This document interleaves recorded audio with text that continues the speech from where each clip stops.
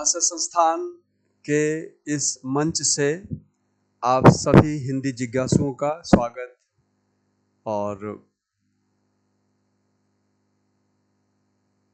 अभिनंदन।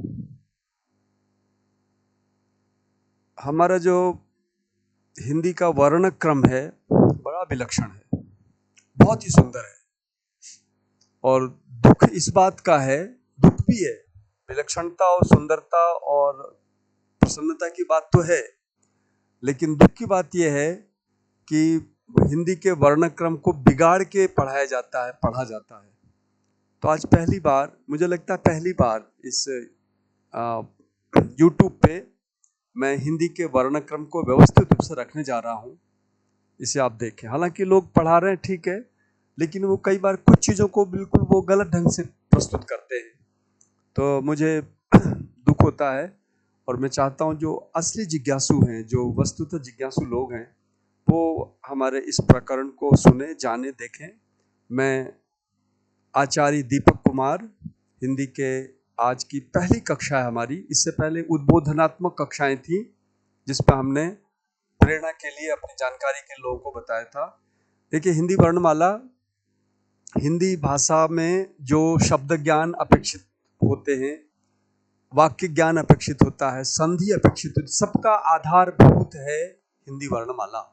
यदि हिंदी वर्णमाला यदि आपको नहीं आता है तो आप वाक्य शुद्धि में, शब्द शुद्धि में या वस्तुतः जो ज्ञान है शब्दों का, हिंदी का, उससे आप वंचित रह सकते हैं। तो मैंने सोचा है कि सब कुछ व्यवस्थित रूप से आपके सामने प्रस्तुत करें। हिंदी वर्ण परिचय। तो हिंदी वर्ण जो है ना, ये हिंदी वर्णों को दो भागों में विभाजित किया गया है। एक तो है स्वर और दूसरा है व्यंजन। ठीक है ना, स्वर है और व्यंजन है। स्वर कौन कौन से हैं? तो स्वर है अ, आ, ई,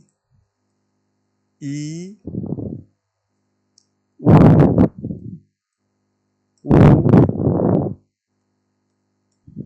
री।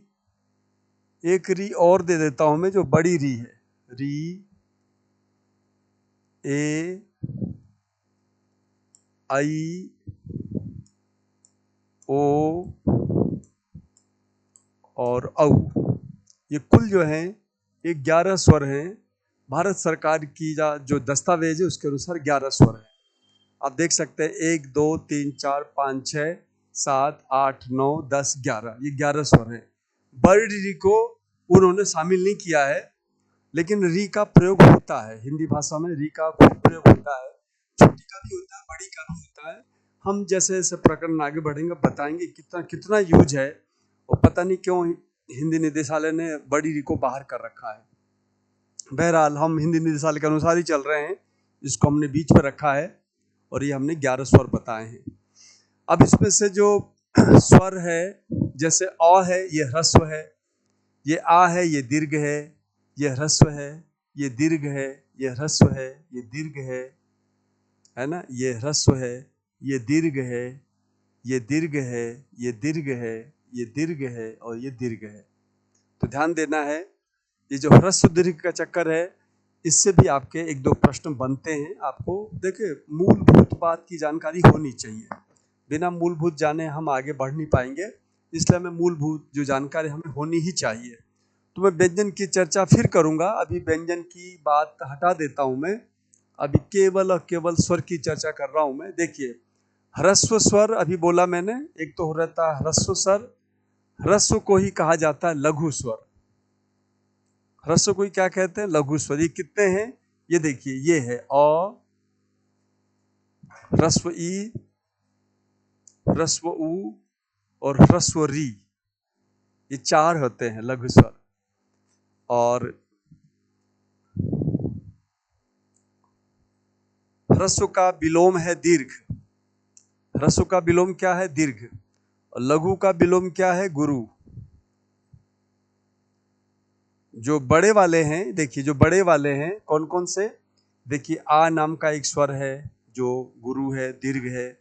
एक बड़ी ई है, वो भी गुरु और दीर्घ कहलाता है। एक बड़ा ऊ है, वो भी गुरु दीर्घ कहलाता है।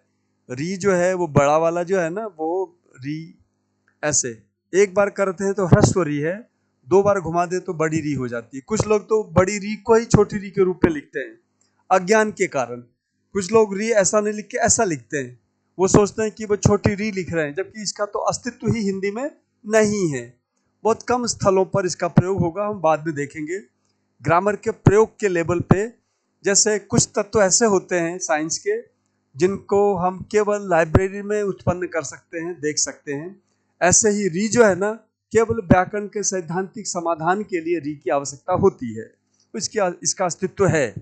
इसी तरह से बड़ी री की बड़ी बड़ी बड़ी जो है, हम इसका एक और नाम दे दें, इसको हम कहते हैं छोटा अ, छोटा या छोटी, छोटा या छोटी। तो छोटा, छोटी, ह्रस्व, लघु, ये 4 नाम हो गए अ ई उ के। ये छोटा, छोटी, ह्रस्व, लघु चारों नाम किसके हो गए? अ ई उ के। अ को हम पुल्लिंग मानते हैं, छोटा अ बोलते हैं, और ई को हम स्त्रीलिंग मानते हैं, छोटी ई बोलते हैं। तो इस तरह से ये नाम हो गए आपके छोटी छोटी के, लघु के। और गुरु को क्या बोलेंगे? बड़ी, बड़ी या बड़ा। तो कैसे बोलेंगे हम इसको? बड़ा आ, बड़ा ऊ, बड़ी ई, बड़ी री, ऐसे बोलेंगे हम। इस तरह से ये हो गए। अच्छा, इसी बड़े में दीर्घ में ए, आई, ओ और औ, ये चारों भी इसमें शामिल होते हैं। इस तरह से आपको ध्यान रखना है। हिंदी वर्ण परिचय में स्वरों का ये परिचय है, इसमें हम ज़्यादा डिटेल में नहीं जा करके, इसके उच्चारण स्थान वगैरह हैं, इसको हम अभी ले लेते हैं, फिर इसके बाद हम आगे बढ़ेंगे। स्वर की पूरी जानकारी बढ़िया से कर लो। ये ध्यान रखो कि भारतीय संविधान का जो अनुच्छेद 351 है वो कहता है कि ये सारे जो वर्ण परिचय या जो भी हिंदी व्याकरण है वो हमारा स्रोत भाषा संस्कृत है, तो हमारा संस्कृत आधार है, और संस्कृत में रत्ती भर भी कोई शंका समाधान की गुंजाइश नहीं है। सब जगह व्यवस्थित रूप से सारी चीज बने हुए हैं, हजारों साल से उसका अभ्यास हो रहा है, उसमें ज़्यादा जो है भ्रम की स्थिति नहीं है। हिंदी में भ्रम है, लेकिन मेरा ये कहना है, मेरा जो 25 साल का अध्ययन और अध्यापन का जो अनुभव है उसके हिसाब से देखा जाए, यदि हम संस्कृत के अवलंबित हो जाएं, संस्कृत के अनुसार चलने लग जाएं, तो हिंदी की सारी समस्याओं का समाधान हो जाता है। आज हमें क्रांतिकारी वक्तव्य दे रहा हूं मैं, और हिंदी को व्यवस्थित करने के लिए यदि हम संविधान का आर्टिकल 351 का सहारा ले लें तो हमारे हिंदी की सारी समस्याओं का समाधान हो जाता है। वो सारे समाधान हमने प्रस्तुत किए हैं। तो आइए, हम केवल बात करने जा रहे हैं, हम बीच बीच में ऐसी बात बोलेंगे जो अच्छे अच्छे लेखकों की भी समझ में नहीं आए, लेकिन अधिकतर बात हम वो बोलेंगे जो सामान्य छोटे से 8वीं क्लास के बच्चे को समझ में आ जाए, 7वीं के बच्चे को समझ में आ जाए। तो हमारा जो व्यंग्यार्थ है, हमारा जो व्यंग्य बाण है, वो उन धुरंधरों के प्रति भी है जिन्होंने आज तक हिंदी के जो उपाय हैं, जो समस्याएं हैं, उसका समाधान नहीं किया है। तो फिलहाल इतना सा कहना चाह रहा हूं मैं कि ये स्वर जो है इस तरह से 11 हैं। री को हमने गोले में डाला है, 11 स्वर माने हैं। इसको एक को छोटा और छोटी के रूप में कह रहे हैं, और बाकी को दीर्घ, ये ह्रस्व है, ये ह्रस्व है, ये दीर्घ है, इस तरह से। और ह्रस्व दीर्घ का नाम हो गया दीर्घ गुरु, ह्रस्व लघु। तो इन सब का नाम 4 हो गया, छोटी, छोटा, ह्रस्व, लघु, ये अ ई उ री है। और आ ई उ जो है वो बड़ी, बड़ा, दीर्घ और गुरु इनके नाम है। तो ये हमारे इसके हैं। अच्छा, इसका एक छोटा सा और ले लेता हूं मैं दूसरे अध्याय में। दूसरा ये है कि ये जो अ है ना, फिर हमारे पास ई है, फिर ऊ है, फिर री है, ए है, आई है, ओ है और औ है ना। इसको पूरा ले लेता हूं। इसमें आ भी है, बड़ी ई है, बड़ा ऊ है, और आपको पता ही है बड़ी री भी है, छोटी री, बड़ी री है। तो इसका उच्चारण स्थान देखिए, इसका उच्चारण स्थान कंठ है। इसका उच्चारण स्थान क्या है? कंठ है। यानी ये वर्ण जो है ना, ये कंठ्य वर्ण है। ये वर्ण कैसा है? कंठ्य वर्ण है, कंठ उच्चारण है। उच्चारण स्थान क्या है इसका?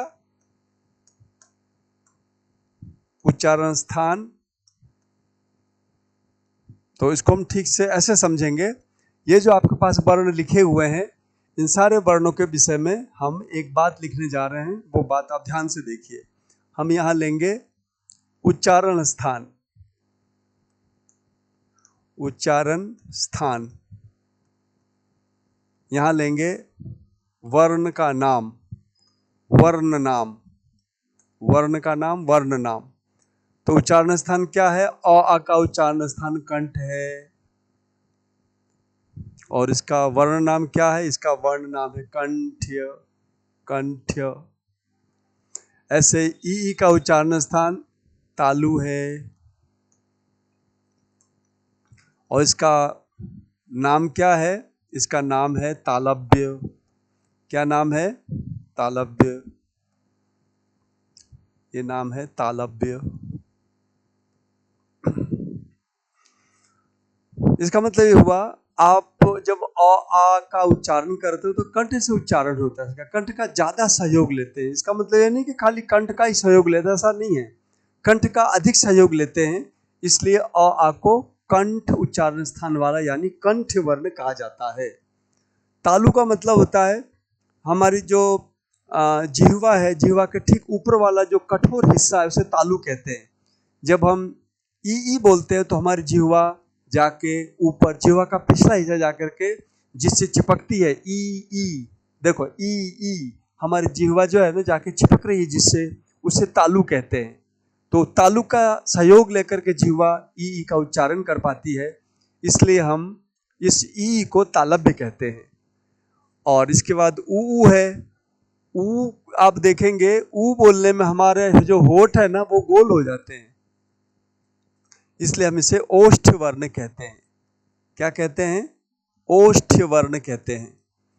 और री में जो है ना, री का उच्चारण हम मूर्धा से करते हैं, इसलिए इस वर्ण का नाम हो गया मूर्धन्य। मूर्धन्य, मूर्धन्य का मतलब होता, वैसे तो मूर्धा का मतलब होता मस्तक होता है। यदि आप मस्तक के ठीक नीचे आएंगे किसी तरह से, तो हमारे कंठ के थोड़ा सा इस तरफ, वो तालु के मूल में, तालु के मूल में कंठ के इस तरफ जो हिस्सा है उसको मूर्धा कहा जाता है। उसका सहयोग लेके हम री का उच्चारण बोल के दिखाता हूं मैं, देखिए री, री, री, री। जीवा जो है पीछे जाके, यानी मूर्धा से और थोड़ा सा पीछे जाके, मतलब मूर्धा वाले स्थान को टच करती है, स्पर्श करती है, इसलिए हम इसे मूर्धा कहते हैं। तो ये व्यवस्था है संस्कृत के व्याकरण वैयाकरणों का और शब्द शास्त्रियों का, ध्वनि विशेषज्ञों का, जिसके तहत हम जिह्वा के ऊपर तालु है, तालु का जड़मूल भाग जो उसे कहते हैं मूर्धा, उसका सहयोग लेके हम री का उच्चारण करते हैं। और सच्चाई तो यह है, इस री का उच्चारण जो है ना, प्राचीन काल में कुछ दूसरे ढंग से हुआ करता था। अब इसका उच्चारण लुप्त सा हो गया है, थोड़ा बहुत उच्चारण बचा हुआ है जिसको मैं बताने का प्रयास कर रहा हूँ। जैसे आपको पता है ना, क ख ग घ ङ खाली बोल देते हैं लोग, क ख ग घ ङ खाली, ङ को कुछ बोलते ही नहीं है, इसका क्या कैसे उच्चारण है? क ख ग घ ण खाली, ण बोल देते हैं। अब 80 to 95% जो है ना लोग बाग इसका उच्चारण नहीं जानते, इसका उच्चारण धीरे धीरे लुप्त हो रहा है। जबकि इसका उच्चारण क ख ग घ ङ है, क ख ग ण नहीं है, ड नहीं है, अंग नहीं है, ङ है, ङ, लेकिन उच्चारण लुप्त हो रहा है। ऐसे री का उच्चारण प्राय लुप्त सा हो गया है, इसलिए हम फिलहाल यही कहेंगे से री जो है ना, वो री मूर्धा वाला है, री, री, री, री। र नहीं, र तो यरलव वाला है, री, री। इस तरह का जो उच्चारण होता है मूर्धा उच्चारण वाला माना जाता है। अब आगे बढ़ते हैं। इस ए में क्या है, इसका जो उच्चारण स्थान है वो देख लो आप। कंठ और इसका उच्चारण स्थान है, इसका उच्चारण स्थान है, मैं इसका उच्चारण स्थान देख लेता हूं ताकि यहाँ पे साफ दिख जाए आपको। कंठ तालु, कंठ तालु, और इसका उच्चारण स्थान है इसका भी कंठ तालु स्थान है दोनों का। ओ का उच्चारण स्थान है कंठ ओष्ठ, कंठ ओष्ठ, और इसका भी उच्चारण स्थान है कंठ ओष्ठ, कंठ ओष्ठ। ये आपको ध्यान रखना है। तो इस तरह से हमने इन सारे वर्णों के स्वर के कंठ उच्चारण किसका है। अच्छा, ये जो कंठ तालु जो वर्ण है ना, ये कहलाएगा क्या, ये क्या कहलाएगा, जैसे हम इसमें लेते हैं ये कहलाएगा, यहाँ तो कहलाएगा कंठ तालु, यहाँ लिख लेता हूं मैं कंठ तालु, और यहाँ कहलाएगा कंठ्य तालव्य, कंठ्य और तालव्य, ऐसा कहलाएगा। इसका नाम क्या होगा, इसका नाम होगा कंठ्य, कंठ्य और ओष्ठ, कंठ्योष्ठ। तो नाम भी हो गया, उच्चारण स्थान भी हो गया, आपको ध्यान रखना है, ठीक है ना। तो ये था हमारा अ आ इ से संबंधित बातें, इसको हम आगे लेके चलते हैं। और अब हम आते हैं व्यंजन के ऊपर। हमारा जो व्यंजन है वो बड़ा रोचक है। व्यंजन पे आइए, देखिए व्यंजन में हमारे पास है क, मैं इसको हलंत कर देता हूं, यानी इसमें स्वर डालता नहीं हूं, मैं शुद्ध व्यंजन लिख लेता हूं। ख, ग, घ, ङ, च, छ, ज, झ, ञ, ट, ठ, ड, ढ, ण, त, थ, द, ध, न, प, फ, ब, भ, म। ये जो आप देख रहे हो ना, ये 25 वर्ण स्पर्श कहलाते हैं। नाम याद करो आप, स्पर्श नाम है, इसी का नाम है स्पृष्ट। इसी का नाम क्या है, स्पृष्ट। इसका एक और नाम है वर्गीय वर्ण। देखो 3-3 नाम इसके आ गए, इसके नाम कितने आ गए, 3 नाम आ गए, वर्गीय वर्ण है ये है कितने, ये 25 है। इसको कहा जाता है कवर्ग, इसे कहा जाएगा चवर्ग, इसे कहेंगे टवर्ग। ये इसको, ये सबका नाम है, ये जो नाम है ना, ये सबका नाम है। इसे हम कहेंगे टवर्ग, इसे कहेंगे तवर्ग, और इसे कहेंगे पवर्ग।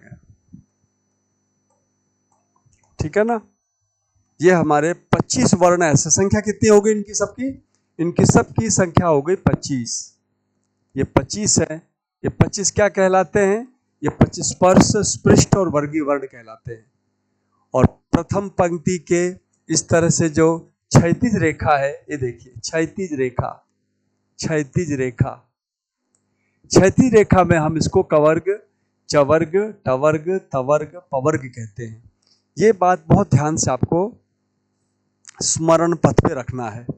इसके अलावा एक बात और बता दूं मैं, आजकल तथाकथित हिंदी के जानकारों ने इसका उच्चारण समाप्त कर दिया है, लेकिन मैं इसका उच्चारण समाप्त नहीं होने दूंगा। जब तक मैं जिंदा हूं इसको बढ़िया से प्रचारित करूंगा, प्रसारित करूंगा, तहलका मचाऊंगा कि भाई आप लोग नहीं जानते हो तो इसका मतलब ये नहीं। हमें यदि कोई सूक्ष्म वस्तु नहीं दिखाई देती है तो आप उसका अस्तित्व को अस्वीकार नहीं कर सकते।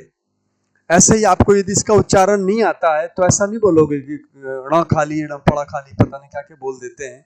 सारे बच्चों का संस्कार दूषित कर दिया है हिंदी अध्यापकों ने। मैं सारे भारतवर्ष के हिंदी अध्यापकों को कहना चाहता हूं, जो लोग इस तरह के ज्ञान नहीं जानते हैं उनको मेरा वीडियो देखना चाहिए और सीख लो। क्यों भ्रष्ट कर रहे हो हमारे बच्चों को, क्यों भ्रष्ट कर रहे हो अनुच्छेद 351 को, क्यों भ्रष्ट कर रहे हो राजभाषा हिंदी को। अरे वैसे भी दूसरे लोग जो हैं वो कम है क्या हमें भ्रष्ट करने के लिए, हम अपनी भाषा को भ्रष्ट कर रहे हैं। देखिए हिंदी में क, ख, ग, घ, ङ, ये उच्चारण, इसको 50 बार सुनो आप मेरे वीडियो को बार बार वो करके, और ध्यान रखना, मेरी वीडियो को कोई भी लाइक और सब्सक्राइब करने की आवश्यकता नहीं है। जिसको आवश्यकता होगी वो 10 बार मेरे वीडियो को देखेगा, वो सीखेगा, जानेगा। क्योंकि हमारा वीडियो, हमारा हिंदी ज्ञान केवल सुयोग्य लोगों के लिए है, कचरों के लिए नहीं। मुझे लाखों लाख सब्सक्राइबर नहीं चाहिए, मुझे लिमिटेड लोग चाहिए। वो लिमिटेड लोग जाके लाखों करोड़ों को समझा सकें, क्योंकि जो अयोग्य लोग हैं वो इसका दुरुपयोग करेंगे, उनको उनके बस का नहीं। इसलिए हमारे वीडियो को न तो सब्सक्राइब कीजिए और ना ही लाइक कीजिए, चुपचाप ज्ञान प्राप्त कर लीजिए। मेरा ये कहना है, मैं सही कह रहा हूं, मैं दिल से बात को कह रहा हूं। तो देखिए, इसका उच्चारण है क ख ग घ ङ, और इसका उच्चारण है च छ ज झ ञ। इसे 10 20 15 25 बार जितना भी हो, भारतवर्ष के सारे शिक्षक, खास करके हिंदी क्षेत्र के शिक्षक जो हिंदी पढ़ाते हैं, वो सुन ले तो ज्यादा अच्छा रहेगा। क ख ग घ ङ, च छ ज झ ञ, ट ठ ड ढ ण, त थ द ध न, प फ ब भ म। इस तरह से हमारे ये स्पर्श वर्ण है। इसकी जानकारी मैंने दे दी है। अच्छा, यहाँ जो मैंने हलंत रखा है, हलन का कंसेप्ट ये है, जैसे कमल शब्द लिखते हैं ना, देखिए कमल शब्द में क है, क में अ है, म है, म में अ है, ल है, ल में अ है।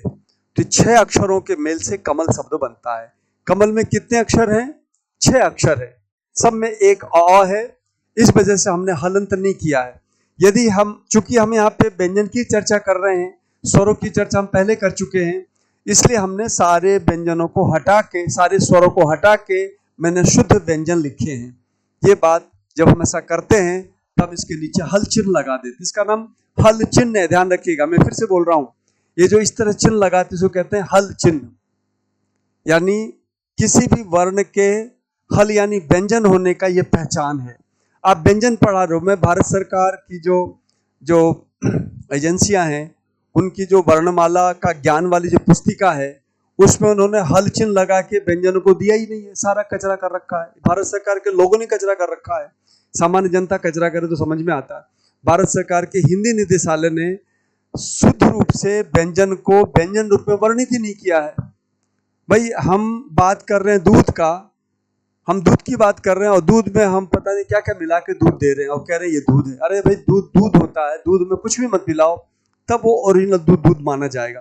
तो मैंने यहाँ पे ओरिजिनल व्यंजन लिखे हैं, ये हल चिन्ह लगाए हैं, ताकि ये हल का मतलब होता है व्यंजन, ये व्यंजन होने का चिन्ह है इसका। जैसे चिन्ह हटा देते हो, जैसे आप क लिखते हो तो ये व्यंजन नहीं रहा, ये क जो है क व्यंजन है और अस्वर है, दोनों के मेल से ये बना हुआ है। ऐसी स्थिति में शुद्ध व्यंजन नहीं हुआ। यदि आप पाठ व्यंजन का कर रहे हो तो व्यंजन लिखो ना भाई। हिंदी निदेशालय व्यंजन लिखे पहले। हिंदी निदेशालय को चाहिए कि व्यंजन पढ़ा रहा है, व्यंजन का पाठ दे तो व्यंजन लिखो। आप ज्यादा इधर उधर की बात मत करो, लॉजिकली बात करो, क्योंकि बच्चों का दिमाग लॉजिकल होता है। हम लोग जो है ना, हम सारे दिमाग को इलॉजिकल कर देते हैं। जैसे दुनिया भर का कचरा, सामाजिकता डाल के बच्चों का दिमाग हम दूषित कर देते हैं, और पूरा देश को बिगाड़ रखा हम लोगों ने बच्चों का दिमाग दूषित करके। चाइना हमें उंगली दिखा रहा है, क्यों? क्योंकि उसने अपने बच्चों के दिमाग को धर्म से, जात से और उटपटांग की चीजों से दूषित नहीं किया है। यही कारण है कि कल को वो शासन करेगा हमारे ऊपर, कर रहा है वो व्यापारिक रूप से हम पे कर रहा है। क्यों?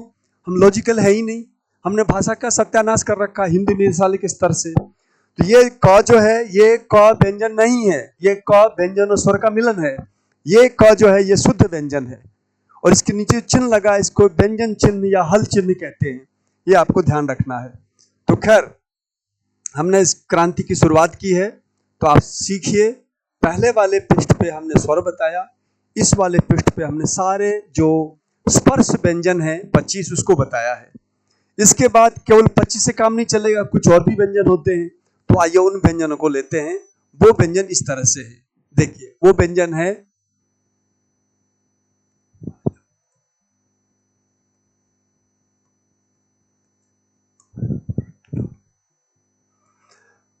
ये य और अला, ये व्यंजन है।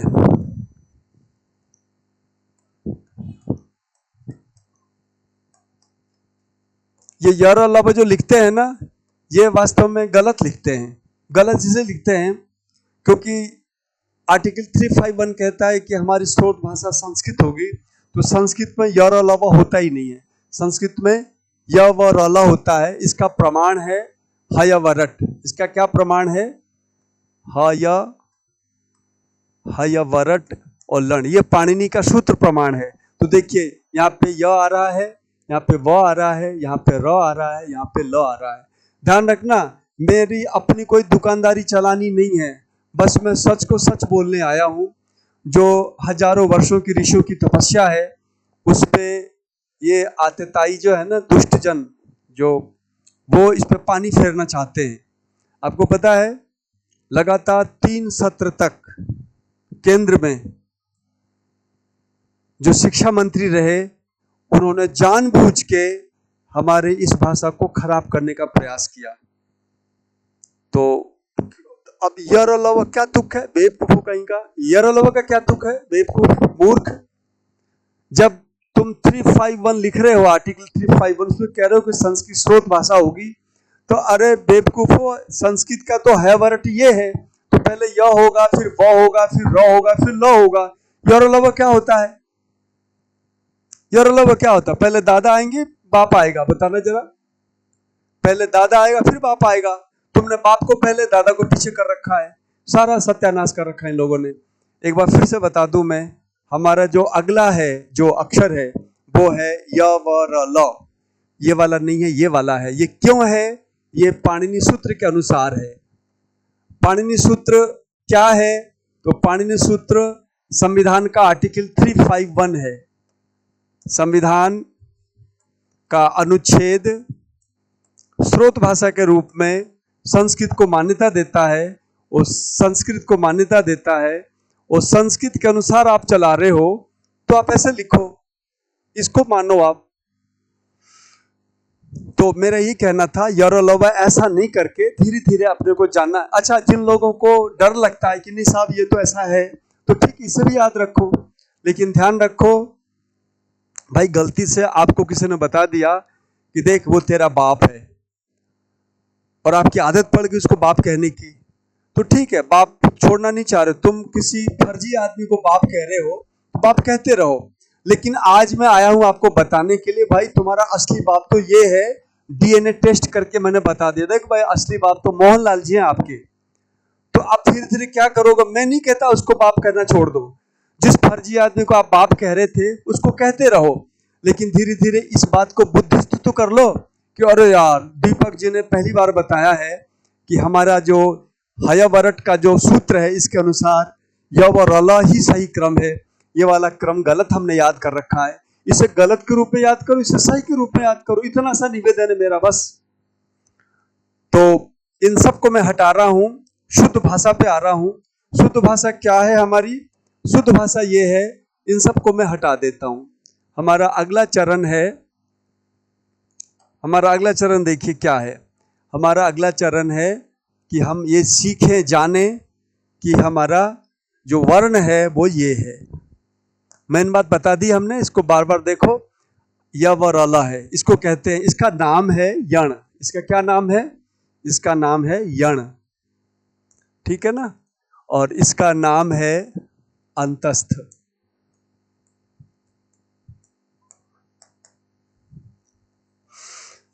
कोई लेडी हिंदी पढ़ा रही थी, उसमें ये पता है क्या कह रही थी? वो कह रही थी ये अंदर से उच्चरित होती है। मतलब बेवकूफों की मूर्खता की ऐसी हद देखी मैंने यूट्यूब पे, हद कर रहे हैं। यानी साला गरीब की लोगाई, सबकी भौजाई, सब मजे ले रहा है हमारी माँ से। हमारी माँ से सब मजे ले रहा है, ऐसे कैसे मजे लेने दूंगा मैं माँ के साथ?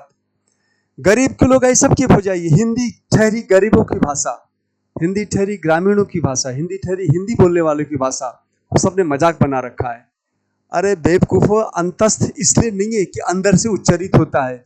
ये जो है ना, इसका नाम अंतस्थ इसलिए है, यण तो प्रत्याहार की वजह से। यण क्या है? प्रत्याहार है। यण प्रत्याहार है। हिंदी पढ़ाने वालों, ये क्लास जो है हिंदी पढ़ने वाले पढ़ाने वाले दोनों के लिए है। पढ़ाने वालों सावधान हो जाओ, गलत सलत बहुत पढ़ा दिया तुमने, अब ये चलने नहीं देगा। सत्य का उद्घाटन हो चुका है, भाषा संस्थान आ चुका है मंच पे, भाषा संस्थान के सूर्य के समक्ष हम किसी भी तारों को चमकने नहीं देंगे। सारे तारे झूठे हैं, सूर्य सच्चा है। सूर्य ये है कि जो अंतस्थ होता है, ये वर्ण अंतस्थ इसलिए है क्योंकि मूल संस्कृत भाषा में अ, ई, उ, री, री वगैरह जो स्वर है, ये जो स्वर है, और फिर इसके बाद व्यंजन क्या है? व्यंजन है ह, व्यंजन है क, ख, ग, घ, ये सब व्यंजन है। इन व्यंजनों के बीच में ये आता है य, व, र, ल। समझे? मैं ये कहना चाह रहा हूं, हो सकता बहुतों को समझ में नहीं आए, लेकिन समझ में आ जाना चाहिए। देखिए, मूल संस्कृत पुस्तक में, यानी व्याकरण की पुस्तक में, जो हिंदी की स्रोत भाषा है, जहां से हिंदी निकली है, वहां पे सबसे पहले क्या है? सबसे पहले स्वर है। क्या है? सबसे पहले स्वर है। सॉरी, यहाँ ये स्वर है, इसके बाद व्यंजन है, और व्यंजन के बीच में क्या है? य व र ल है। य व र ल है। तो चूंकि अंतस्थ का मतलब होता है बीच का, तो देखिए य व र ल जो है ना, ये बीच का है, इसलिए इसको क्या कहा जाता है? इसको अंतस्थ कहा जाता है। अंतस्थ नाम होने का आधार ये है। और लोगों को मैं सुनता हूँ, वो अंदर से बोला रहता है, अंदर से बोला जाता है, अरे बेवकूफ कहीं का, मूर्ख कहीं के, पढ़ तो लेते, कम से कम व्याख्या तो मत करो। आप ऐसे बोल दो कि भाई य व र ल है, इसका नाम अंतस्थ है, और अंतस्थ क्यों है हमें नहीं पता, ऐसे बोलो ना, ऐसे बोल दो। यण क्यों है हमें नहीं पता, ऐसे बोल दो। हम लोग हैं बताने वाले, इसका अंतस्थ नाम क्यों है, यण नाम क्यों है। कम से कम गलत व्याख्या तो मत बताओ। कोई आपसे पता पूछता है तो क्या आप गलत पता बता दोगे? वहां चले जाओ, वहां विधानसभा भवन। ये तो बहुत ज्यादा बदमाशी हुई। आपको नहीं पता, आराम से सच बोलना सीखो यार। हिंदी टीचरों, हिंदी के अध्यापकों, सच बोलना सीखो। बोलो भैया हमें नहीं पता, संस्कृत के आचार्यों से पूछ के बताऊंगा मैं कि अंतस्थ अंतस्थ क्यों है, यण यण क्यों है। नहीं आता छोड़ दो। तो देखो, अंतस्थ का आधार ये है कि ये स्वर और व्यंजन के बीच में पाणिनि व्याकरण में इसका नाम आता है, इसलिए बीच का होने के कारण बीच का की हिंदी संस्कृत होगी अंतस्थ, इसलिए यवरल को अंतस्थ कहा जाता है। तो ये अंतस्थ हो गया, ठीक है ना। इसके साथ साथ एक और वर्ण में, अगले पेज पे आता हूं। अगला पेज है श श श ह का, श श और ह का। इसका तो ये भी जो है ना, ये भी 4 अक्षर हैं। इसको कहते हैं ऊष्म वर्ण। क्या कहते हैं? ऊष्म वर्ण बोलते हैं इसको, ऊष्म वर्ण। समास हो रखा है, इसी का नाम है शल वर्ण। क्या कहते हैं? शल वर्ण, ठीक है ना। ऊष्म वर्ण और शल वर्ण।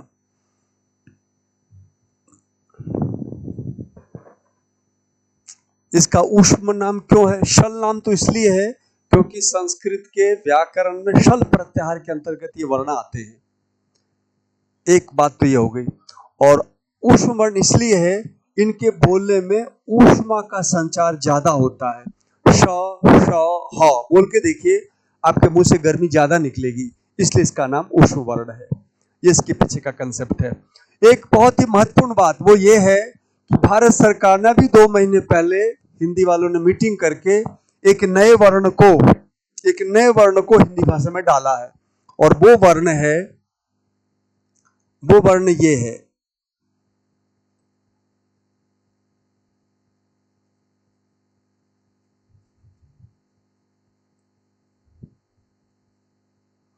मैं इसको ठीक से लिख देता हूं।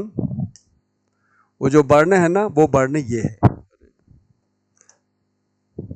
देखिए,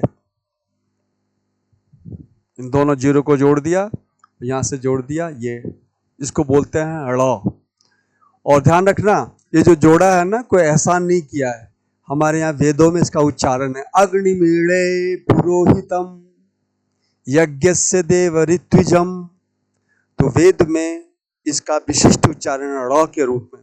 ये न तो ल है और न ही ये ड़ है। ल और र के बीच के उच्चारण को ल कहते हैं। इसके नए वर्ण के रूप में भारत सरकार ने इसको मान्यता दी है।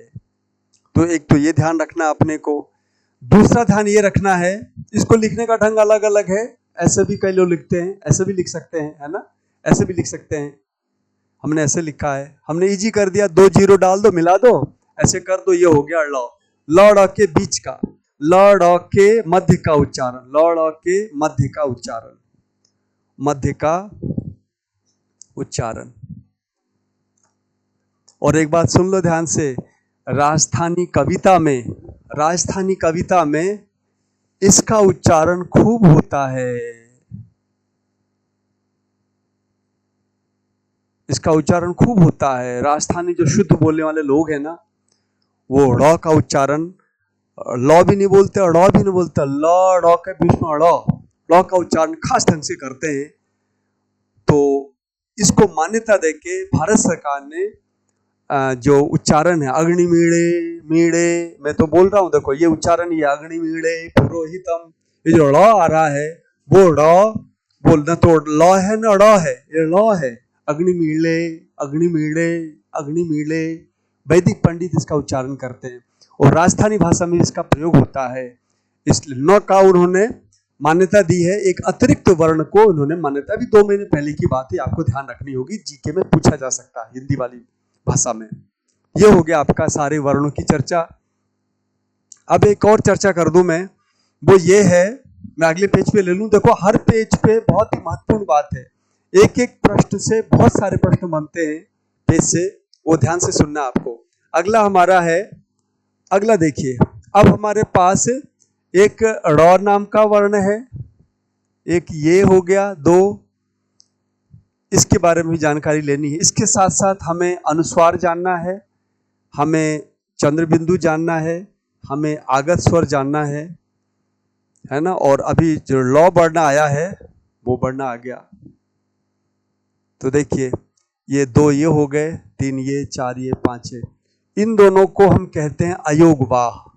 क्या कहते हैं इसे हम? अयोगवाह कहते हैं। अयोगवाह क्यों है अयोगवाह नाम, बाद में बताएंगे हम, पहला इसे याद कर लो अयोगवाह। ये है आगत स्वर, ये है आगत स्वर। इसका प्रयोग अंग्रेजी भाषा जो है ना, अंग्रेजी भाषा के जो शब्द हैं ऑक्सीजन वगैरह, उसके लिए इसका हम प्रयोग करते हैं। ऑक्सीजन या फिर लॉ वगैरह जो शब्द है उसमें जो ये आ रहा है उसके लिए हम इसका प्रयोग करते हैं। और चंद्रबिंदु का प्रयोग कहाँ करते हैं? चंद्रबिंदु का प्रयोग हम करते हैं जैसे चांद लिखना हो तो हमने चंद्रबिंदु का प्रयोग किया, इसका प्रयोग बता दिया, इसका प्रयोग हमने बता दिया। ये वेदों में भी है और राजस्थानी भाषा के शब्दों में इसका उच्चारण होता है। और रॉड और ढ जो है ना, ये दोनों तद्भव शब्दों में, तद्भव या देशी शब्दों में, देशी शब्द उसका प्रयोग करते हैं। जैसे हमें बोलना हो सड़क, तो सड़क देशी शब्द है, इसमें ये आता है। ये ढ है, जैसे बाढ़, बाढ़ वगैरह में हम ये लिखते हैं। तो इस तरह से इन कुल वर्णों की संख्या कितनी हो गई, इन सब की चर्चा मैं यहाँ पे कर देता हूँ ताकि आपका ये कंसेप्ट क्लियर हो जाए। ये चांद जो शब्द लिया ना मैंने, चांद को मैं यहाँ लिख देता हूँ, चांद या लड़कियां वगैरह जो शब्द है ना, ये सारा जो है इससे संबंधित है। और अनुस्वार कब लिखते हैं? अनुस्वार तो अनुस्वार बिंदी लगाते तो लिखते हैं इसको। तो ये सारी बात आपको ध्यान में रखनी है। और इसके साथ साथ एक चीज और बता दूं मैं, वो है संयुक्त व्यंजन। संयुक्त व्यंजन, संयुक्त व्यंजन। एक बार फिर से हिंदी सीखने वाले, हिंदी पढ़ने वालों ने भारी भूल की है संयुक्त व्यंजन के बारे में। संयुक्त व्यंजन 4 नहीं है, संयुक्त व्यंजन हजारों हैं, ध्यान रखिए। संयुक्त व्यंजन हजारों। हिंदी निदेशालय में जो संयुक्त व्यंजन की बात की गई है वो किसी खास उद्देश्य से 4 व्यंजन की बात की गई है संयुक्त व्यंजन की। वास्तव में व्यंजन, संयुक्त व्यंजन की परिभाषा होती है 2 व्यंजन का मिलना। 2 व्यंजन जहां मिलते हैं वहां पे संयुक्त व्यंजन होता है। तो 2 व्यंजन बहुत जगह मिलेंगे, देखिए रक्त में मिल रहे हैं क और त, पित्त में मिल रहे हैं त और त, स्वच्छ में मिल रहे हैं च और छ, वस्त्र में मिल रहे हैं स त्र, है ना, अस्त्र में मिल रहे हैं स त र। ऐसे ही आप देखेंगे अजस्र में मिल रहे हैं अ ज और स्र। अश्रु में मिल रहे हैं स और र। तो यहां पे क्या क्या मिल रहा है? यहां पे देखिए क और त मिल रहा है, यहाँ पे त और त मिल रहा है, यहाँ पे च और छ मिल रहा है, यहाँ पे स और त मिल रहा है, यहाँ पे स और त मिल रहा है, यहाँ पे स और र मिल रहा है, यहाँ पे श और र मिल रहा है। ये सब संयुक्त व्यंजन है। इसी तरह से आप देखेंगे ज्ञान में देखिए ज्ञान में ज और य मिल रहा है। परीक्षा में क्या मिल रहा है? क और षटकोण का श मिल रहा है।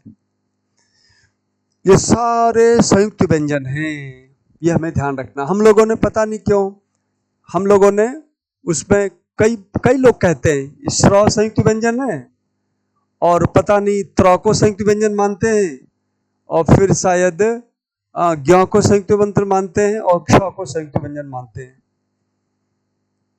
सारी मूर्खता इन्होंने पूरे ये सारा जो रायता है ना पूरे हिंदी जगत में फैला रखी मूर्खों ने फिर से। अरे थोड़ा तो बुद्धि लगाओ रे, कभी तो जाओ संस्कृत वालों के पास, सीखो तो सही रे। मर गए हम तो, दुखी हो गए हम तो तुम्हारा बुद्धिहीनता देख करके। ये जो वर्ण है ये सारे के सारे वर्ण सारे संयुक्त व्यंजन है ये, और इसको दे धड़ाधड़ बोले जा रहे चार बता रहे। होता कौन है? भारत सरकार की हिंदी निदेशालय कौन होता है गलत बोलने वाला? उसकी है क्या? वो तो आए दिन अपना स्टैंड चेंज करते रहते हैं, वो थोड़ी प्रामाणिक हो सकते हैं। भगवान पाणिनि, भगवान पतंजलि, महर्षि कात्यायन, भट्ट दीक्षित, आचार्य वरद, हमारे तमाम गुरुजन वो लोग पूज्य हैं। ये भारत सरकार के जो छुट भैये जो प्रतिनिधि बैठे हैं हिंदी निदेशालय में, ये मूर्ख लोग हमारे गुरु हो सकते हैं क्या? ये चीजों को बता सकते हैं क्या? ये मूर्खता करेंगे 50 साल।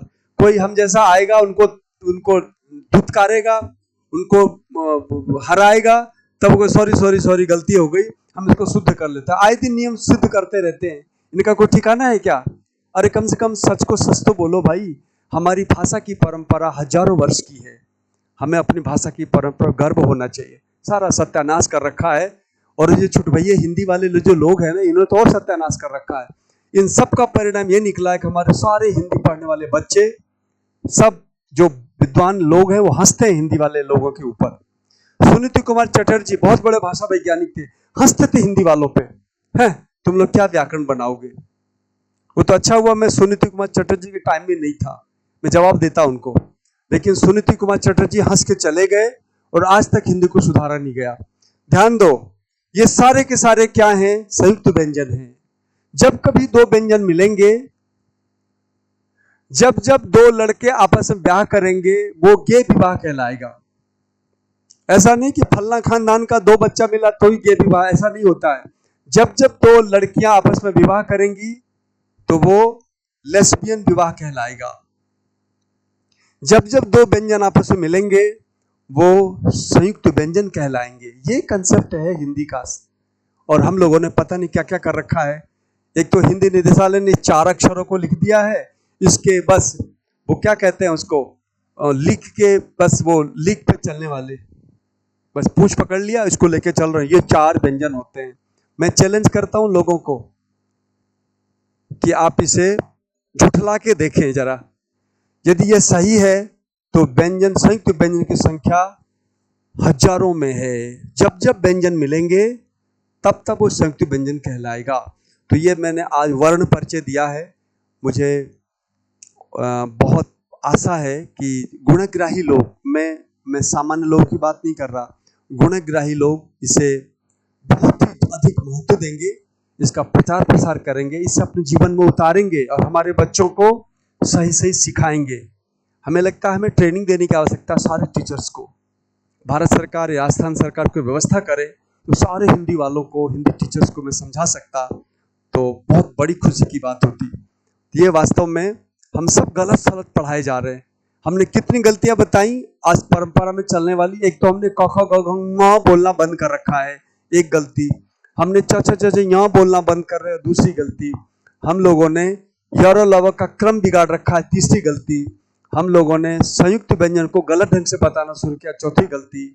और हम लोगों ने री के बारे में कुछ जानकारी नहीं रखी है, छोटी री बड़ी री को अलग कर रखा है, पांचवी गलती। इस तरह की बहुत सारी गलतियां लेके हम चल रहे हैं।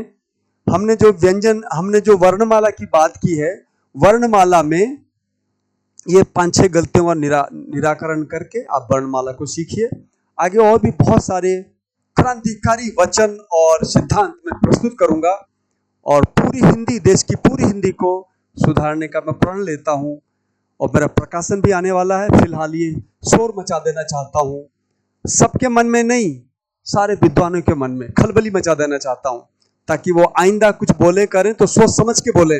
और कम से कम आचार्य पाणिनि की बात को, भट्टोजी दीक्षित की बात को, पतंजलि की बात को कम से कम ध्यान में रख के बोले वो, तो अच्छा रहेगा। अन्यथा वो समय के साथ झुठला दिए जाएंगे, मिटा दिए जाएंगे। और जो सच है, क्योंकि हमारा सिद्धांत है भारतवर्ष का, सत्यमेव जयते नानृतम। आपने अनृत फैला रखा है, सत्य बहुत जल्दी आने वाला है। सूर्य का उदय हो चुका है, बस ये थोड़ा सा झुंझलाहट हटते ही सूर्य उदित होगा, हिंदी फिर से चमकेगी, हिंदी विश्व की भाषा बनेगी।